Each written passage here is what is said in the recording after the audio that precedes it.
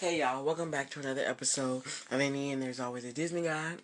Before we get into today's episode, make sure you go to disneyguide.tk, get you some merch. You guys already know. Subscribe to my blog. Like, y'all already know. And, yeah, let's get into today's episode. So today we're actually going to be discussing Grey's Anatomy. We're going to be doing a little quick season 17 recap. And it's not going to be too deep on, what Meredith should have done, but it's going to be mainly about the people that Meredith saw on the beach. Now, let's get started let's dive deep. So in Grey's Anatomy season 17, we saw the team at Grey Sloan Memorial Hospital dealing with the coronavirus pandemic, with Meredith Grey herself falling sick while she battled against COVID. Meredith woke up on a beach, which was her dream state. Which was her dream state when she was unconscious.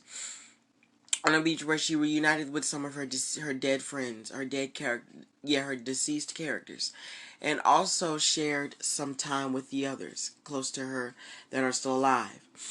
And here's every character she saw on the beach created by Shonda Rhimes. Like any other medical drama, Grey's Anatomy focuses on the lives of surgical interns, residents, and attendings, as they do their best to juggle their professional and personal lives, which often overlap and make a way for a lot of drama inside and outside the hospital. Grey's Anatomy is led by Meredith Grey, who viewers have followed through her whole journey from intern to head of general surgery at Grey Sloan Memorial Hospital and now director of the residency program. Of course, the audience has also been by Meredith's side through a lot of personal tragedies and other rough moments, not less necessarily linked to her career, such as the death of her husband and father of her children, Derek Shepherd. Meredith has also been a patient at Seattle Grace, and her most recent stay was due to COVID in Grey's Anatomy season 17. After working at the special COVID-19 ICU and performing surgery with Cormac Hayes, Meredith collapsed in the hospital parking lot and then she started to dream of a beach, which she had already seen during her short naps in the COVID ICU. However, the new visit was different, as she was greeted by a very special person there, and he was the first of a couple of surprise returns and other emotional visits. Here's every character Meredith saw on the beach of season 17. Derek Shepherd, man, I'd never forget when I first saw that trailer of episode 3, seeing Derek. I lost my mind seeing Derek. I freaked out. I would never forget that. The character who greeted Meredith at the beach when she collapsed in the parking lot was none other than Derek Shepherd. Meredith's roller coaster relationship with Derek was at the core of Grey's Anatomy, and fans were devastated when Derek died in season 11. I know I was. Derek was offered a job in DC, and so he flew back and forth, which brought some problems to their marriage. When things seemed to have gone back to normal between Meredith and Derek, he had to make it one final trip to DC to resign. But he got into a car accident. Derek was taken to Grey Sloan, but after a lot of complications, he was removed from life support, of course. Derek met with his wife at the beach, but Meredith struggled to reach him, always ending up in the same spot. They eventually got closer and continued talking about their family, his death, and even got married on the beach. Oh my gosh, you guys, I don't know about you, but that marriage scene was like really, really deep. But Meredith, yeah, wait a minute, you guys. Okay.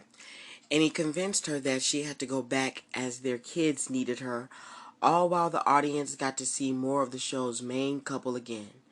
George O'Malley. One big surprise brought by Grey's Anatomy season 17 was the return of George O'Malley, one of the characters who started as an intern alongside Meredith, who became one of her best friends. George O'Malley died in Grey's Anatomy season 6 when he jumped in front of a bus to save a woman's life. This on his last day off before joining the army. This left him severely disfigured to the point where the people at Seattle Grace didn't recognize him. And it wasn't until Trace 007, one of his nicknames, on Meredith's hand, that they knew who this John Doe patient was. Despite all the team's efforts, George was declared brain dead, and so they had to say goodbye to him. Meredith found George at a lifeguard tower on the beach, and she asked, why did he look so old? Then when he died, to which he replied that she was imagining him in a way that is more comfortable for her together. They reflected on George's death and the time at the hospital, and he even confessed to Meredith that he had checked in on her and her kids, showing that he had, even after his death, their strong bond continued.